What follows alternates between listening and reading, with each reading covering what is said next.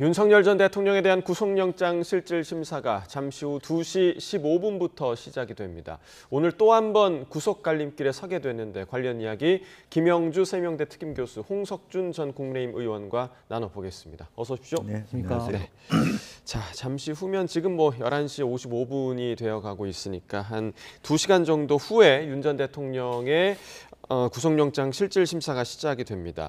본인이 직접 또 나선다고 하고요. 8개 혐의가 적시됐는데, 자, 오늘 영장 실질 심사 두 분 좀 어떻게 전망하시는지 좀 들어보겠습니다. 우선 그 구속이라고 하는 것이 사안의 중대성 그리고 증거 인멸의 가능성 이런 부분인데, 또 하나 이제 윤 대통령 같은 경우는 사실은 우두머리로서의 종범들과의 형평성 문제도 하나 있고요.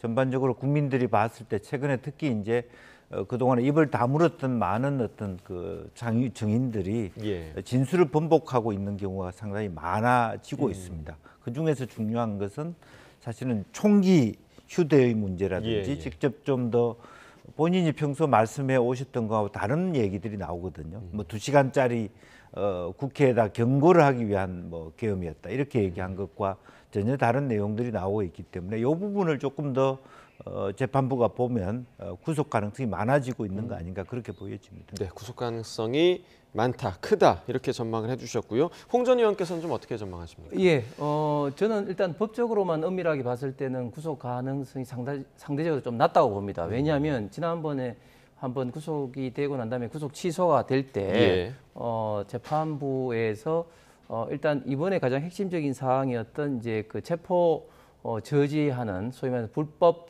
직무집행 방해, 공무집행 방해 관련된 부분에 대해서는 지금 공수처가 내란죄 관련된 수사 권한의 다툼의 여지가 있다 이런 식으로 해서 부정적인 의견을 내비쳤기 때문에 이 부분을 제외하고는 사실은 새롭게 제기된 것이 거의 없죠. 왜냐하면 지금 외환 부분이 좀 그렇다고 볼 수가 있는데 이번에는 빠졌지 않습니까? 그렇기 때문에 새롭게 제기된 부분이 이번 특검에서는 거의 없는데, 이제 문제는 다른 어떤 종사자들, 김영현 국방부 장관을 비롯해서 다른 종사자들이 지금 이제 구속되어 있고 또 바라보는 어떤 국민적 시각이라든지 이런 어떤 부분들에 대해서 재판부가 어떻게 볼지 상당히 좀 고민을 하리라 생각합니다. 예. 그 지금 말씀하신 그 외환 혐의 관련해서는 이번 구속영장에서 빠지게 됐는데, 사실 이 부분은 얼마 전에 특검에서 관련 그 녹취록을 입수했다 이런 소식이 좀 들리기도 했고, 그렇게 하면 이제 외환 문제는 일단은 우선적으로 신병을 확보하고 본격적으로 수사를 하겠다 이런 의지로 봐야 될까요? 그렇게 봐야 되겠죠. 그러니까 이제 또 다른 방식으로 이해하기는 굳이 외환 문제 아직까지 확실하게 그 확정적이지 않는 부분을 그 이번 문제에 걸지 않더라도 충분히 구속 가능하다라는 판단이 하나 있는 거고요. 그 자연스럽게 신병을 확보하고 난 다음에 전방위적인 어떤 재점검을 들어갈 것 같고, 그리고 자연스럽게 외환 관련된 부분, 특히 이제 드론에서 실질적으로 왜 국방부가 드론을 그렇게 샀는가, 여러 가지 어떤 그 예산과 관련된 부분에 대한 깊이 있는 어떤 그 질이나 그러니까 수사가 있지 않을까. 그리고 더욱더 체계적으로 이제 계엄을 준비해 왔다. 특히 외환을 준비해 왔다라고 하는 것은 굉장히 큰 문제가 될 것이라고 보여집니다. 그것은 아마 이 사건에 대해서 미국이나 또 합참 이런 기관들이 윤석열 전 대통령 또 김용현 전 국방장관 주변에서 이상한 일이 일어나고 있다는 걸 낌새를 챌 수 있는 계기가 되기도 했다 그렇게 보여집니다. 일단은 이번 그 구속영장에는 확실한 부분만 좀 영장에 적시를 했다 이렇게 좀 얘기를 해주셨는데, 영장에 보니까 그 한덕수 전 총리도 공범으로 적시됐다고 하더라고요. 그렇다면 한 전 총리에게도 영장이 청구될 가능성에 대해서는 좀 어떻게 보십니까? 예, 일단 가능성은 저는 있다고는 보지만, 그러나 한덕수 권한대행 총리 같은 경우는 여기에 대해서 본인도 반대 의사를 처음부터 밝혔다고 이야기를 했었고, 그리고 굉장히 좀 수동적인 그런 어떤 입장이었기 때문에 한덕수 총리에 대해서까지 영장을 발급할 수 있을까 하는 좀 의문은 듭니다. 그리고 아까 외환적인 부분에 있어서는 사실은 제가 볼 때는 그것은 상당히 좀 정치 보복적인 어떤 성격이 민주당을 좀 갖고 있지 않느냐. 왜냐하면 외환이라는 게 이제 외환 유치와 일반 외환적인 부분이 있는데 외환 유치 같은 경우는 적국가 통모하여 전단을 전개한다. 92조의 형법 95조에 이제 나타난 것은 적국가 통모, 즉 북한과 짜고 예. 결국 대한민국에 하여금 이제 전쟁을 일으키게 하는 거거든요. 당시에 우리가 상황을 보면 북한이 계속해서 오물풍선을 통해서 도발을 계속했지 않습니까? 그래서 저는 정확하게 모르겠습니다. 만약에 대통령이 무인기에 있던 평양 지시가 설사 있다 할지라도 예. 그것과 또 외환의 어떤 부분은 완전히 차원이 다른 어떤 문제다. 그래서 예를 들면 어떤 저게 도발에 대한 어떤 대응 내지는 어떤 그 첩보 활동 뭐 이런 것은 뭐 그 이야기는 될 수 있지만 북한하고 통모를 했다는 것은 사실은 이제 말이 되지 않는 것이죠. 그 다음에 일반 외환 부분도 사실은 현재까지는 적용될 수 있는 뭐 뾰족한 어떤 그 법적 규정이 없다. 저는 예. 그렇게 보여집니다. 그러니까 법적으로 봤을 때 외환 유치에 해당하는 사안이 지금 아닐 수 있다라는 그렇습니다. 이야기를 해주신 거고요. 자, 이 부분에 대해서는 좀 김 교수님 좀 어떻게 보십니까? 글쎄요, 뭐 그것을 이제 법적으로 규정적으로 외환 유치가 어떤 것이냐, 적과의 공모라고 하는 것들이 예. 있느냐 없느냐 하는 것은 적용될 수 없다 하더라도 기본적으로 본인이 계엄을 하기 위해서 국지적으로 북이 도발하는, 즉 자기 계엄에 대한 정당성을 확보하기 위한 말하자면 유인 정책. 예. 특히 이제 오물풍선에 대해서 정조준에서 사격을 하라는 지시를 물론 합참이 거부했습니다만 그런 시도라든지 드론이라든지 이런 부분들은 충분히 어떤 북과의 공모라는 차원은 아니더라도 엄격하게 얘기하면 소위 준전시 상태를 만들기 위한 시도였다. 그러니까 목적성이 좀 중요하다는 네, 말씀이시죠? 그렇기 때문에 굳이 뭐 외환이다 내환이라 하는 것이 아니라 외계엄이라고 하는 것이 반헌법적 위헌적 행위를 했다는 것은 명확한 사실이 되는 어떤 예. 그런 중요한 단서가 될 것이라고 보입니다. 예, 어찌됐든 이번 그 구속영장에는 이제 적시되지 않은 부분이긴 하지만 이후에 만약에 신병이 확보가 된다면 이 부분을 또 이제 내란 특검에서 어떻게 풀어 나갈지 좀 지켜봐야 할 것 같고, 그리고 이제 어제 전해졌던 소식 가운데 하나가 여인영 전 방첩사령관이 추가 증인 신문을 포기했습니다. 그러니까 그 비상계엄 당시에 국회와 또 선관위의 부하들을 출동시킨 점을 후회한다, 이런 입장을 밝혔다고 하는데 어느 지점에서 이런 심경의 변화가 있었을까, 이 부분도 좀 궁금하거든요. 어떻게 좀 보십니까? 일단 지금까지 연영 방첩사령관 같은 경우는 이제 정치인들에 대한 구체적인 어떤 체포가 아니라 관련된 어떤 동향을 파악하기 위해서 이제 했다, 그런 식으로 계속해서 진술을 했지 않습니까? 예. 그럼에도 불구하고 그것은 이제 불가피한 어떤 그런 조치였다고 이야기를 하고 있었는데 지금은 일단은 뭐 정보 활동이든 뭐 어쨌든 그 부하들을 국회나 관련된 어떤 시설에 파견 출동 지시를 내렸다는 것 자체를 후회한다, 이런 식으로 이제 진술을 좀 번복을 한 것 같습니다. 예, 예. 그 결국은 제가 볼 때는 그런 어떤 결정이 나게 된 것은 지금 현재 일어나고 있는 어떤 전반적인 어떤 상황에서 그런 것들이 핵심적인 어떤 쟁점이 이제 아닐 수 있다, 본인은 그렇게 판단을 한 것 같습니다. 예를 들면 본인이 이제 수사 지시를 해서 이제 그 체포 혹은 또 정치인의 어떤 동향 활동을 하는 것 자체가 본인에게 어떤 미치는 그런 어떤 영향력이 지금 현재 상태에서는 그렇게 크지 않을 수 있다, 이렇게 판단했기 때문에 부하 직원들과의 어떤 뭐 정의 신문에서 맞니 안 맞니 이렇게 하는 것 자체가 사실은 좀 심정적으로 굉장히 좀 복잡할 수가 있지 않습니까? 그런 어떤 상황에서 정의 신문을 포기를 한 것 같습니다. 예, 그러니까 이제 이전에는 상당히 좀 강경하게 윤 전 대통령에 대한 그런 충성심을 드러냈던 인물들이 지금 아까도 이제 말씀하셨지만 그런 진술을 번복하는 부분들, 네. 그리고 조금 전에 이제 여인영 방첩사령관 같은 그런 케이스도 있고요. 그러니까 이런 분위기들이 지금 특검으로 넘어가면서의 정말 큰 변화, 분위기의 변화를 좀 감지했기 때문일까요? 좀 어떻게 분석하십니까? 뭐 우선은 이제 대통령에게 실망한 부분이죠. 그 솔직히 좀 더 얘기해 줬으면 좋겠다라고 하는 부분에 대해서 어쨌든 지금 여인영 방첩사령관도 자기 의견을 지속할 수 없는 이유가 자기 부하들의 의견들, 반대되는 의견들이 막 튀어나오고 있지 않습니까? 사실은 그때 당시에 왜 그렇게 해야 되는지, 혹은 이게 실제로 국회에 왔던 군인들이나 여러 가지 어떤 수방사라든지 관련된 그 군인들의 판단 이건 잘못됐다라든지 또 오히려 중간 간부들이 그 말하자면 군인들이 총을 쓰지 않는 게 좋겠다라든지 그런 판단이 있었고 이제 그런 데 대해서 끝까지 대통령과 대통령 측 변호인들이 우리는 아무런 그런 지시를 한 적이 없고 2시간짜리 그냥 경고만 했을 뿐이다라는데 지금 현재 여기저기 튀어나오는 진술은 그것과 전혀 상반된 그 한 1000명은 보냈어야지 뭐 이런 정도의 얘기라든지 또 혹은 선관위에 대한 이야기라든지 이제 중과부적이 되어 가고 있는 겁니다. 그래서 혼자만 이렇게 그 입장을 유지한다는 것 자체가 주변 변호인들이 생각해 보십시오. 왜 당신이 혼자 이것을 다 안고 가려 하냐. 이런 지경에 와 있다. 그렇게 봐야 될 것 같습니다. 예. 자, 윤 전 대통령 구속영장 실질 심사를 앞두고 오늘 아침 정치권에서는 또 이런 목소리들이 나왔는데요. 들어보고 이야기 계속 이어나가겠습니다. 내란범들은 모두 구속되어 있는데 그 숙에는 국민 혈세로 경호를 받으며 여유롭게 일상을 즐기는 것을 납득할 국민이 있겠습니까? 잘못돼도 한참 잘못된 일입니다. 바로잡아야 합니다. 다시 한번 강력히 촉구합니다. 내란 숙의 윤석열을 재구속하십시오. 법과 원칙대로 저는 법원이 판단할 거라고 생각합니다.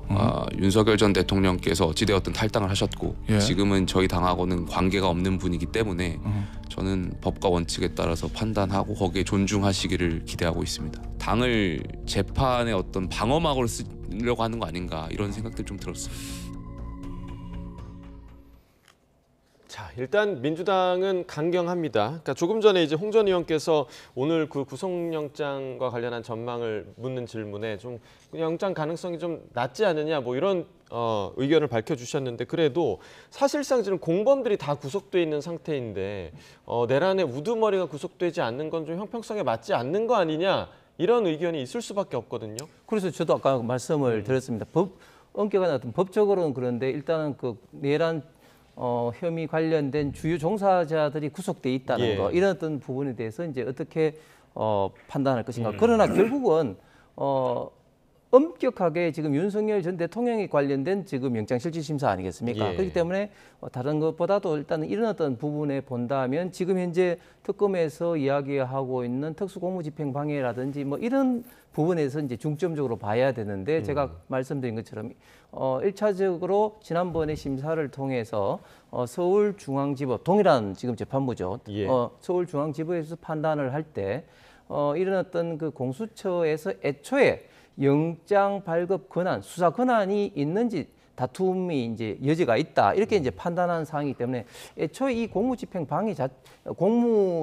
자체가 좀 적법성이 좀 의심스러운 이런 상황에서 공무집행 방해가 되느냐 이런 게 이제 결국 이제 논리적으로 있을 수밖에 없는데 결국 이제 이런 어떤 문제와 조금 전에 앵커께서 말씀하신 지금 이제 종사자들이 있는 이런 형평성 어떤 문제 이런 문제를 어떻게 해석할 것이냐가 가장 핵심 포인트가 되지 않을까 생각합니다. 네, 해석의 문제가 남아 있다. 그리고 이제 김 교수님께서는 구속이 될 가능성이 높은 것 같다라고 얘기를 해주셨지만 만약에 기각이 된다면 그러면 내란 특검의 이후의 수사에도 좀 큰 영향이 있는 거 아니겠습니까? 저는 큰 그 차이가 없다라고 봅니다. 사실은 이제 구속이 됐다고 하는 것은 좀 더 확정적으로 수사에 탄력을 받는 거지만 왜 그러냐 하면 사실은 이제 수사를 어떤 상태에서 받느냐의 차이 아니겠습니까? 예. 구속된 상태에서 받느냐 아니면 출석을 하면서 받느냐의 차이인데 그렇다고 윤 전 대통령이 해외로 도주를 한다든지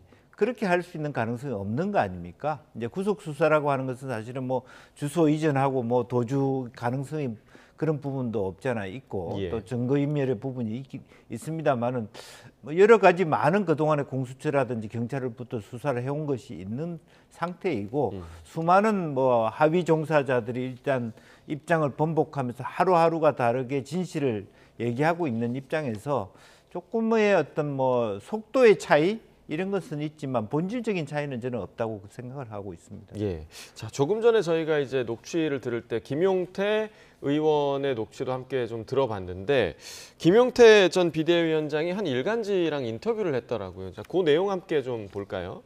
자, 그 내용을 보시면 윤석열 전 대통령이 진짜 나쁜 사람이네라는 생각이 들었다.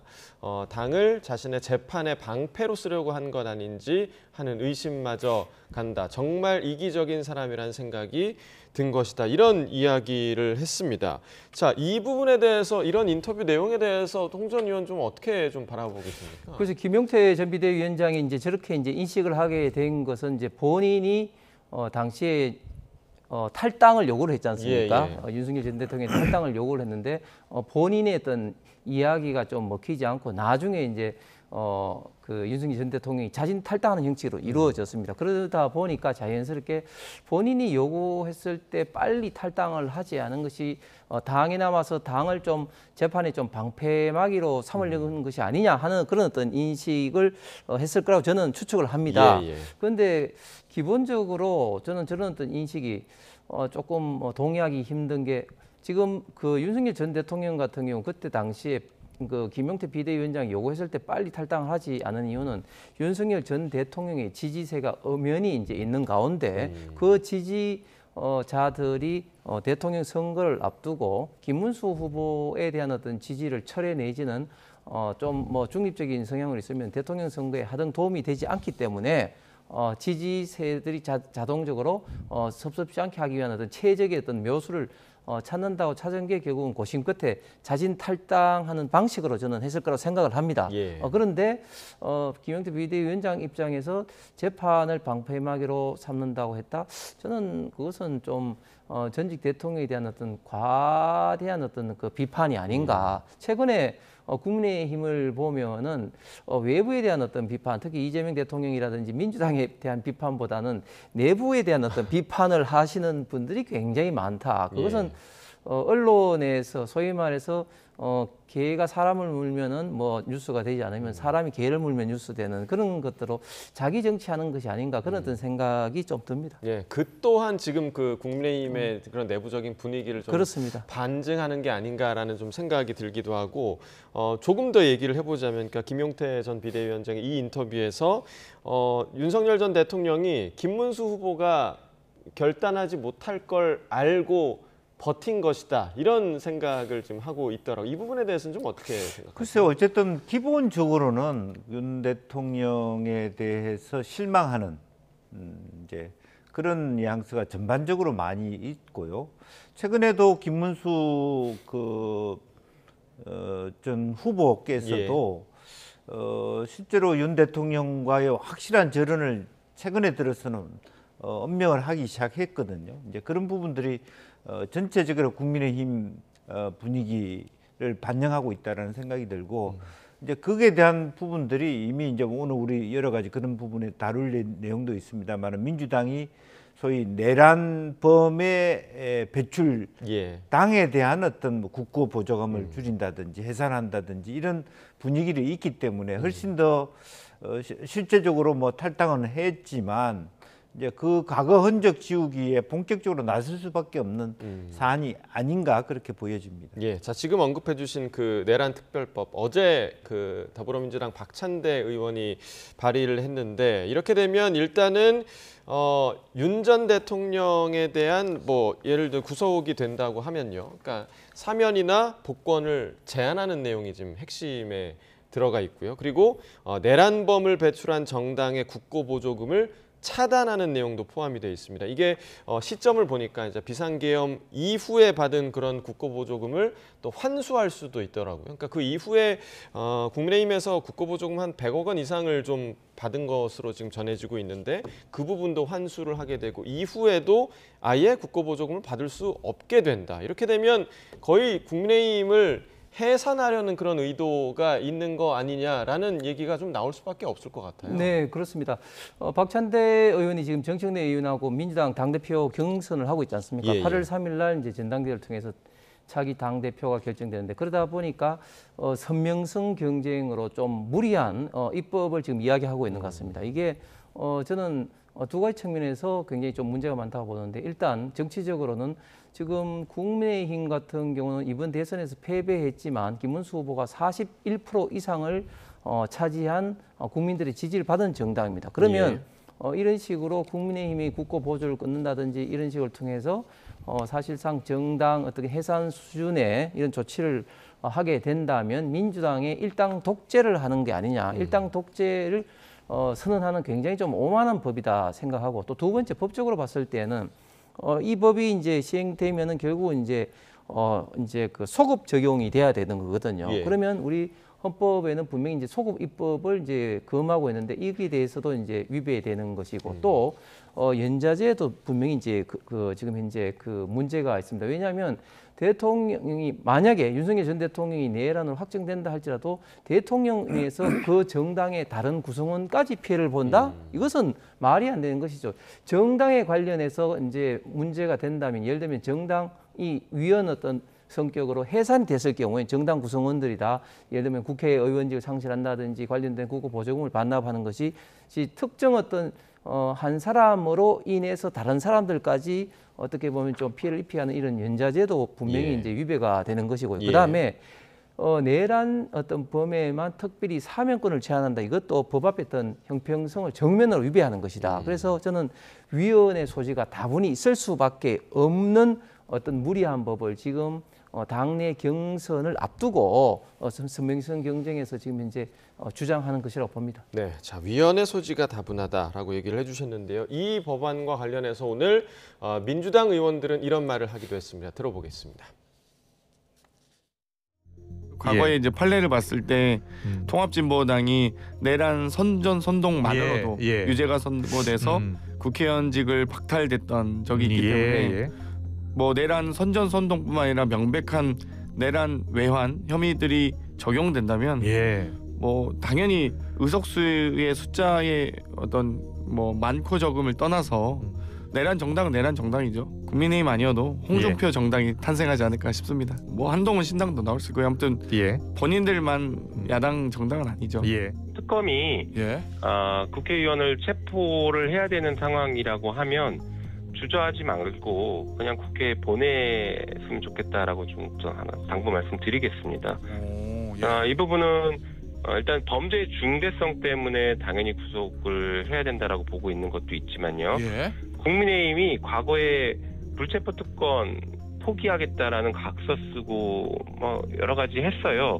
그중에 윤상현 의원도 있더라고요. 작년 그러니까 23년 6월 21일 기준으로 67명이나 불체포 특권 포기 각서를 썼는데 더 크게 생각할 필요는 없는 것 같고요. 네, 상당히 좀 강한 발언들이 계속 이어지고 있습니다. 불체포 특권 각서 썼다, 체포동의안 통과시키겠다, 이런 얘기까지 나오고, 실제로 정당해산 심판까지 갈 수 있을 거라고 보십니까? 어떻게 보세요? 저는 이제 그 통진당 사례를 얘기를 했는데, 통진당은 사실은 그야말로 친북 활동을 한 뭐 그런 것을 가지고 이제 정당 해산까지 하는 건데, 지금 이제 윤 전 대통령의 어떤 계엄이라고 하는 것은 사실은 내란의 의미는 갖고 있지만 사실 외환의 그 경우가 아닐 수 있잖아요. 그러니까 북을 이롭게 할 목적은 아닌 거죠. 오히려 남한에 있는 친북 세력을 몰아내기 위해서 계엄을 선포한 이제 그런 케이스인데, 그렇기 때문에 사실은 엄밀히 얘기하면은 비슷해 보이지만 사실은 정도의 차이가 있는 것이고, 그렇다면 그것 자체를 저는 정당 해산까지 가져가기는 무리다. 그 대신에 국고 보조금에 대한 말하자면 그걸 연동해서 줄인다든지 또 뭐 그런 여러 가지 또 내란범에 대해서는 복권을 안 해준다든지 이런 페널티는 나는 역사적이나 또 헌법적인 측면에서도 유의미하다. 그렇게 생각해서 일정 정도 좀 가르마를 탈 필요는 있을 것 같다는 생각이 듭니다. 알겠습니다. 자, 지금 이제 3특검의 수사가 지금 전방위적으로 확대되고 있는 상황인데, 어제 김건희 특검이 그 공천 개입 의혹과 관련해서 윤상현 의원 그리고 김영선 전 의원의 자택을 압수수색했습니다. 일단 야당에서는 야당 탄압이다 이렇게 얘기를 하고 있는 것 같은데, 어제 압수수색 좀 어떻게 보셨습니까? 일단 야당 탄압이라고 생각할 수밖에 없는 것이 두 가지죠. 첫 번째는 이미 이제 김영선 전 의원이라든지 이런 부분에 대해서는 경찰 수사를 아주 철저하게 받았습니다.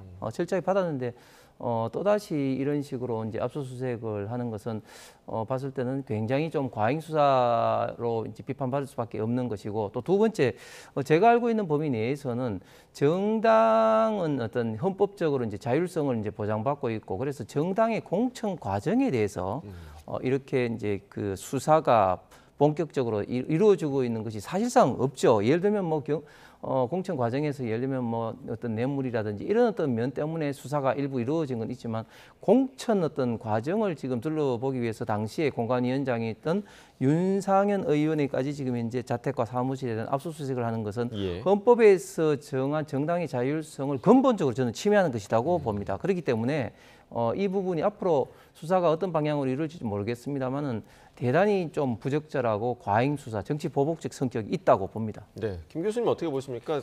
과한 겁니까? 어떻게 보십니까? 저는 그렇지 않다고 생각합니다. 그러니까 수사가 있었다라고 하는 것이 과연 이제 그 자기의 여당 대통령 하에서의 경찰 혹은 검찰이 수사를 했는지, 하는 척만 했는지, 또 실제로 수사한 증거를 가지고 기소할 수 있는데 기소를 하지 않았다든지, 그런 것은 다시 살펴볼 필요가 있기 때문에 이제 그런 부분에 대한 어떤 압수수색의 필요성은 여전히 유효하다라고 생각이 들고요.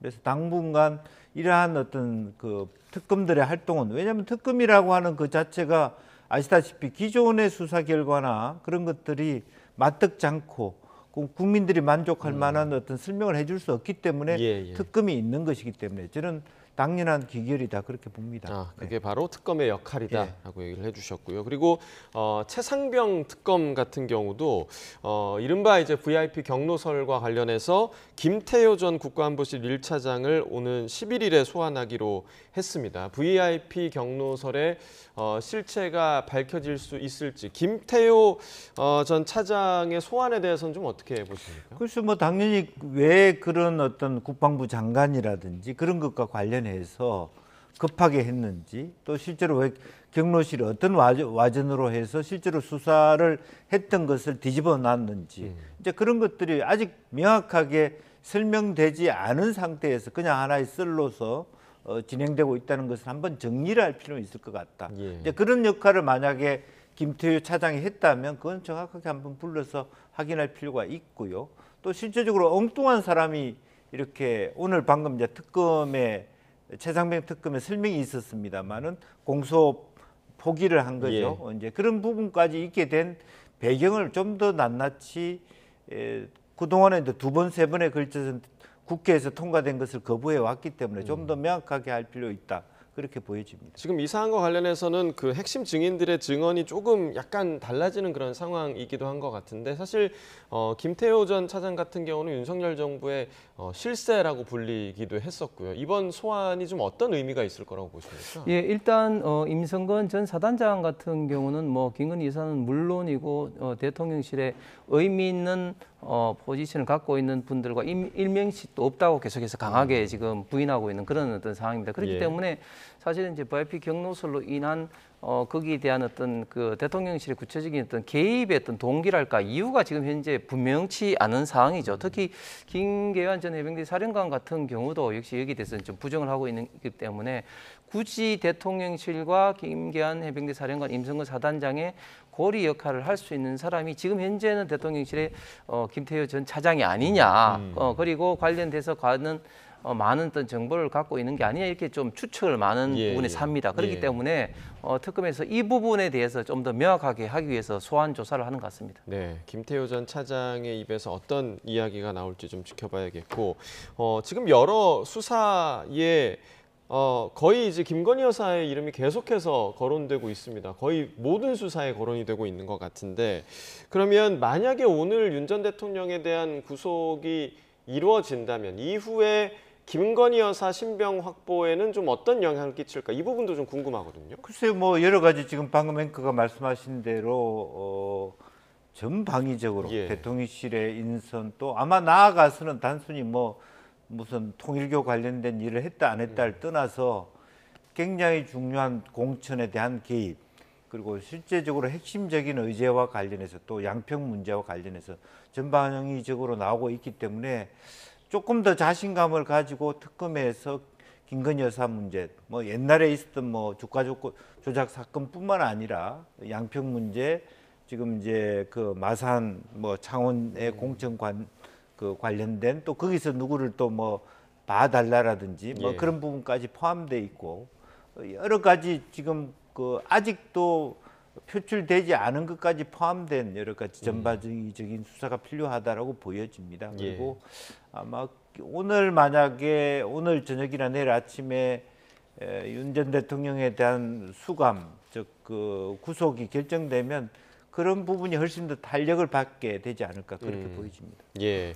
자, 지금 이번 그 특검의 수사가 국민의힘에서 우려한 대로 지금 국민의힘까지 영향을 끼치고 있는 그런 상황이기 때문에 오늘 보니까 국민의힘이 오후에 긴급 의총을 연다고 하더라고요. 그러니까 지금 일각에서는 만약에 이 특검을 지난 정부에 민주당이 특검안을 발의했을 때 받았더라면 지금 사태가 이 지경까지 오지 않을 수도 있지 않았느냐라는 그런 성토의 목소리도 좀 있다고 하더라고요. 이 부분에 대해서는 어떻게 보십니까? 예, 그렇습니다. 아무래도 지금 3대 특검이라는 게 역사상 유례가 없고 그다음에 검사가 3대 특검 120명의 수사까지 포함하면 577명의 정말 어마어마한 어떤 규모의 특검입니다. 그리고 특검 결정 과정에도 민주당과 조국혁신당이 추천을 해서 이제 대통령이 지정하는 정말 그 국민의 힘으로 봤을 때는 뭐 굉장히 문제는 많지만 최악의 어떤 형태로 지금 이루어지고 있는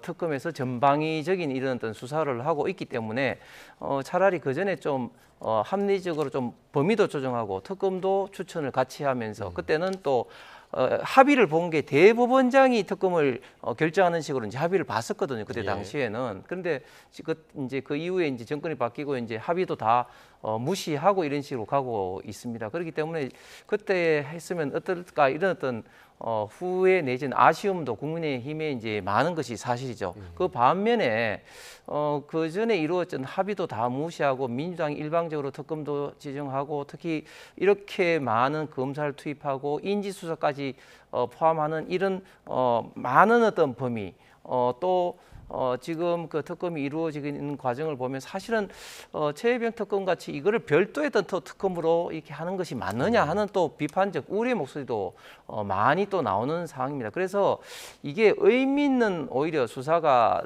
저는 결과물이 나오지 않으면 민주당에서 이 3대 특검이 정말 그 정략적으로 이용하는 정치 보복적 어떤 특검이구나 하는 그런 국민적인 저는 비판도 상당히 많을 거라고 생각을 합니다. 네, 자 이렇게 국민의힘은 지금 수사의 대상이 되기도 하는 상황인데 당내 분위기 자체도 지금 수습되지 않고 있는 상황입니다. 이런 가운데서 송원석 비대위원장 오늘 아침 새로운 혁신위원장을 발표했는데요. 그 내용을 들어보겠습니다.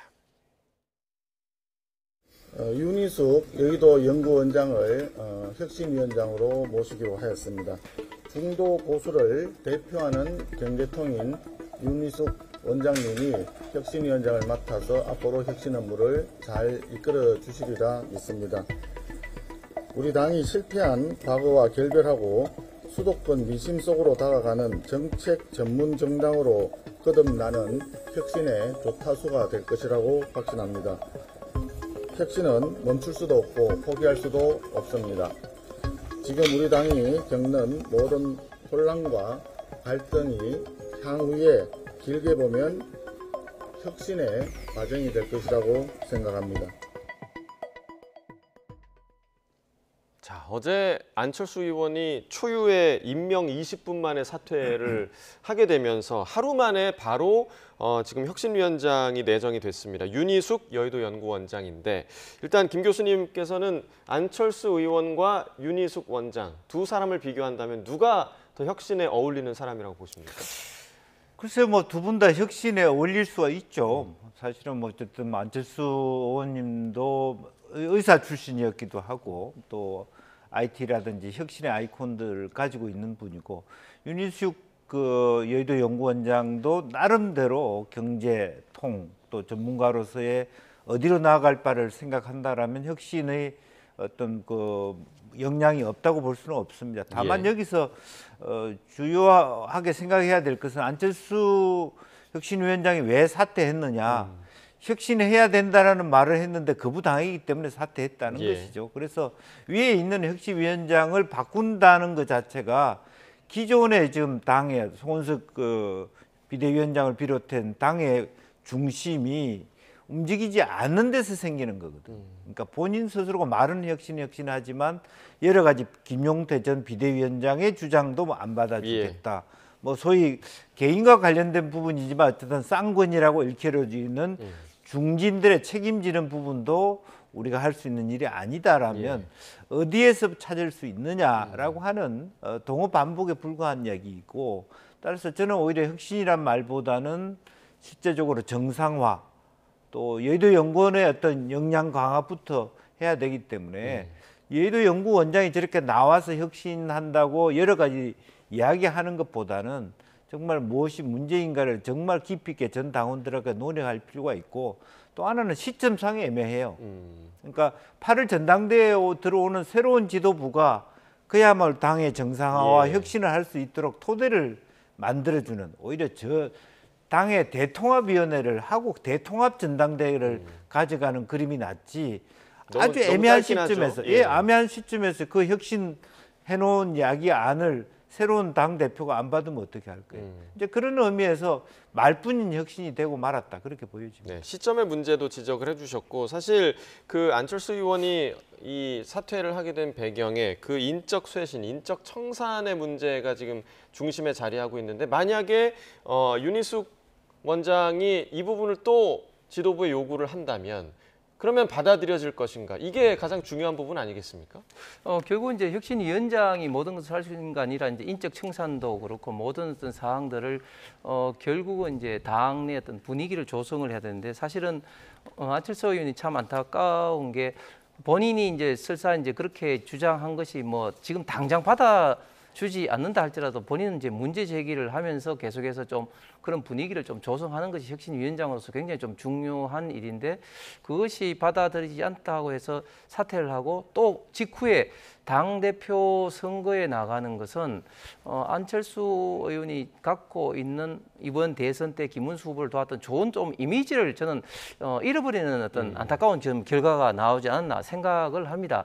지금 혁신위원장이 윤희숙 의원으로 됐는데, 원장으로 됐는데, 지금 이제 당내는 이제 그 전당대회 분위기로 이제 가기 때문에 얼마만큼 혁신위원회에서 하고 있는 목소리가 제대로 이제 반영이 될지 참 조금 시기적으로 조금 뭐 애매한 감이 있습니다. 왜냐하면 송원석 원내대표가 처음 이제 당선되고 난 다음에 혁신위원회를 띄우겠다고 이야기를 했거든요. 그때 이제 띄웠으면 좀 어땠을까 하는 건데, 그때 당시엔 또 당내에서 원내대표가 띄우는 혁신위원회는 그러면 당내 상황만 되기 때문에 그러면은 당 외 제도적인 측면까지 할 수가 있느냐, 이런 또 비판 여론이 있어서 이제 본인이 그때 띄우지를 못하고 비대위원장과 겸하게 되는 시점에 이제 띄우다 보니까 지금 이제 시점이 이제 또 전당대회하고 맞물리는 그런 좀 문제가 있는 것 같습니다. 그러나 한 가지 확실한 것은 전당대회에 나오는 누구도 혁신위원회에서 제안하는 사항에 대해서 저는 쉽게 거부는 못할 것이다. 그렇기 때문에 혁신위원장을 중심으로 하는 이런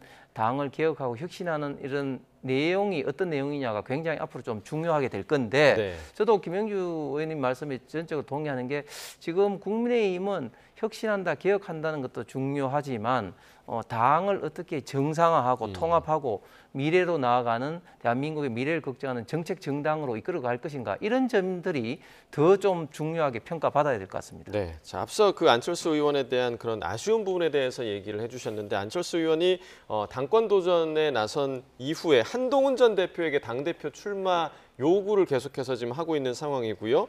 또 한동훈 전 대표는 온라인을 통해서 지지자들과의 소통을 넓혀가고 있는데요. 그 내용도 잠깐 들어보겠습니다. 한동훈 전 대표 나와라 하셨는데 나올까요? 글쎄요, 저는 어쨌든 나오기를 희망합니다. 한 대표는 한 대표 나름대로 여러 가지 고민을 하고 있다고 생각이 돼서 나올 수 있다고 생각합니다. 가능성 얼마나 된다고 보세요? 뭐 그 정도 알면 돗자리 깔아야죠. 정치가 참 어렵습니다. 저는 정치인 한동훈으로서의 입장이나 생각, 그리고 인간 한동훈으로서의 입장이나 생각을 싱크로 시키려고 노력하고 아직 그렇습니다. 그러니까 정치인 한동훈으로서 여러분을 말씀드린 것처럼 좋은 정치하고 싶고 공동체를 위해서 공동선을 이루고 싶고 그게 인간 한동훈으로서의 목표하고도 저는 일치돼 있고 일치되려고 노력하려고 합니다. 그렇게 되면 제 개인적으로도 행복할 것 같아요. 자, 두 사람의 입장을 저희가 좀 들어봤는데 일단 마지막으로 이제 두 분 그 국민의힘 전당대회를 좀 어떻게 전망하십니까? 어쨌든 전당대회가 사실은 내년 지방선거를 앞두고 있기 때문에 이 지방선거에서 어느 정도 그래도 체면을 살릴 수 있는 그리고 당내 여러 가지 흩어져 있는 힘들을 모을 수 있는 좋은 계기가 되기를 바라는데 근데 한동훈 대표도 지금 조경태 의원이 출마 선언한 상태에서 본인이 나올 수 있을까라고 하는 부분에 대해서 좀 부정적인 것 같습니다.